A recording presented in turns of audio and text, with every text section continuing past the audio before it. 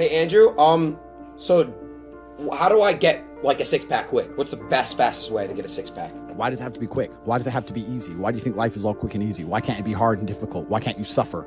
Because suffering is what gives it value. If everyone had a six-pack and it was quick and easy, then it wouldn't be valuable, would it? If everyone walked around with a six-pack and they got it easily, then no one would give a shit. The whole point is that it's difficult to get. Value is linked to difficulty. If you want something that is valuable, you need something which is difficult to obtain. You shouldn't be thinking about quick and easy. You should be thinking about hard, suffering, pain, going through it. That's what you should be thinking about. This is going to be hard, but I'm going to do it anyway. Because when it is done, then everyone's going to know that I went through something difficult. Nobody, absolutely nobody, gives a fuck about you as much as you're going to have to give a fuck about yourself. Nobody cares about you as much as they need to care to fix your life. But nobody is going to come to your bed, drag you out of bed, drag you to a job, force you to work hard. You are never going to have any of the things you want if you do not get them yourself. The only person who's going to make me happy and live a life that I want to live is me. Nobody's going to do it for me. People say, Tate, what motivates you? And I find that I think that's a stupid question. I was a 4-time kickboxing world champion. For 12 years, I trained 5 hours a day, 6 days a week. And I was motivated to train probably about 25% of the time. The rest of the time I went because I am disciplined. If I wake up and I'm unhappy, I will do the exact same things as if I am happy. I will go to the gym the same. I will work the same. How I feel has no impact on how I live my life. We're grown-ups and we have responsibilities and we have problems and we have pressure, and you don't necessarily have to be happy to perform, and happiness will come at the end of the performance anyway. But if your number one goal as a man, if your number one mission in life is just to be happy, that's going to be an extremely vaporous existence, and you're not going to be a man of substance. Your ability to deal with stress, the amount of stress you can deal with as an individual, is directly correlated to your success level. If you can deal with stress all day, you're going to be successful. If you collapse under stress, you're not going to be successful. There's no way to the top without stress involved. But there is a massive correlation between success in life and stress tolerance.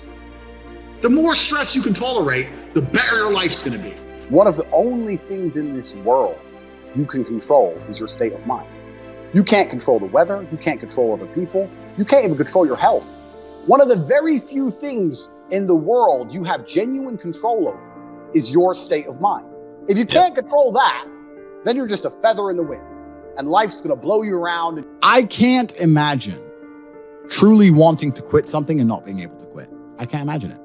When I talk to people who say, I want to quit smoking, I say, when? They go, oh, well, soon. Well, that means you don't want to quit. You want to keep smoking for a while and quit later. I can't imagine a mind frame or a mindset where I want to do something and can't do it. It's almost difficult for me to answer that question, because if you have that kind of mind, if your mind is so fundamentally broken that you cannot do with your own mind what you want to do, then you're just, right? Life is hierarchical. There's always going to be kings and there's always going to be peasants. If you have a mind that you can't control, then you're never going to be a king. You're going to be a peasant. That's your life. You have a peasant's life ahead of you, and that's your destiny. Enjoy. Right? There's always been peasants. That's life. But I believe that the most important thing you can do as a man is to gain control of your mind. Once you have control of your mind, life is so ridiculously easy. People say to me, Tate, you're in good shape. All you do is drink vodka and travel the world. You're never even home. You never even have a gym. How do you do it? It's ridiculously easy if you control your mind. If I decide to do 1,000 push-ups, I'll do them. Maybe I have to do them one at a time. Maybe I'll get tired. Maybe I need a break. I'm going to do 1,000 because I said I'm going to do 1,000. Everyone knows what they're supposed to do. You either control your mind or you don't. And all of these things stem from the same problem. It's something you can do. It's something that is learned. It's something that is taught. Depression is the ultimate motivation. If you're unhappy with your life and you're depressed, I don't expect you to be popping pills and sitting laying in bed. I expect you to give me a huge list of everything you're achieving per day. Depression's a fantastic motivation, but people are told the opposite. No, a lot of people's problems are all in their mind. And I'm not saying that mental conditions aren't real, because absolutely some are. But I try and explain to people, look, the only thing on the planet you have genuine control over is your state of mind. You can't control the weather. You can't control anything. The only thing you can affect in genuine real time is how you feel in your head. How you view the world absolutely and utterly shapes how you react in the world, how you act in the world, how people view you. It's all down to how you view things. You have to believe you're the fucking man, and you have to believe you can achieve anything. I'm not saying you can achieve anything easily. I'm not saying it's not going to take a whole bunch of work. I'm not saying it's going to happen quickly, but you have to believe you can achieve anything.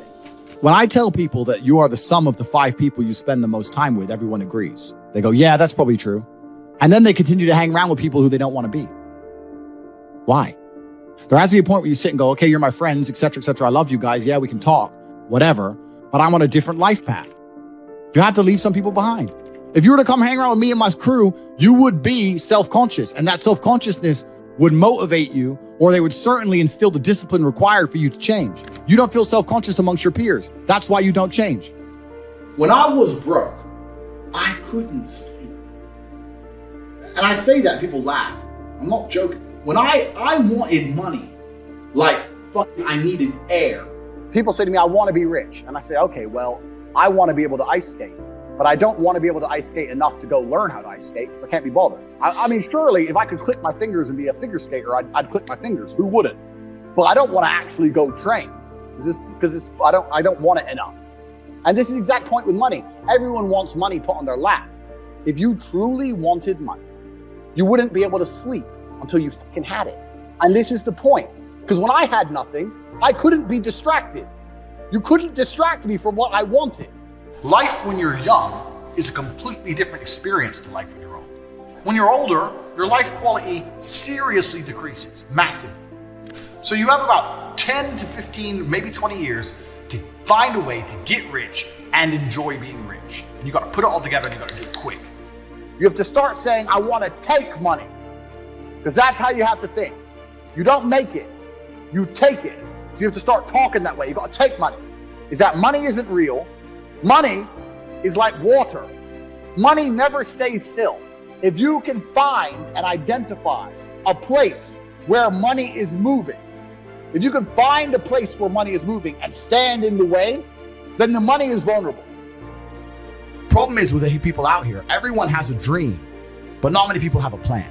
A good plan today is better than a perfect plan tomorrow. You got to do something. You got to do something fast. Yeah. You're just sitting around talking about it and hoping for things to get better. I don't think living in a dream is going to help you in any way. I think you need to be sitting here panicking at the fact that you don't have enough money. You need to be concerned and worried and sad, and you need to do something about it today. Because that's how I started my first business that made me $1 million. I sat in my room, pissed off, and I fucking came up with the idea. Most people see people with things they want and they don't do the second half. They don't try and work out how they got that thing. Oh, my man has a Ferrari. Okay. I wish I had a Ferrari. Okay. They don't sit there and go for an hour. How did he get a Ferrari? It doesn't cross that part is the part they don't want to do, right? They just go, oh, he has a Ferrari. Wish I had a Ferrari. And they go back to TV. Yeah. And that's why they lose. You need to understand that in this world, there's a whole bunch of people doing amazing shit that you are not doing. And that needs to piss you off. Because if it pisses you off, you become motivated all of a sudden.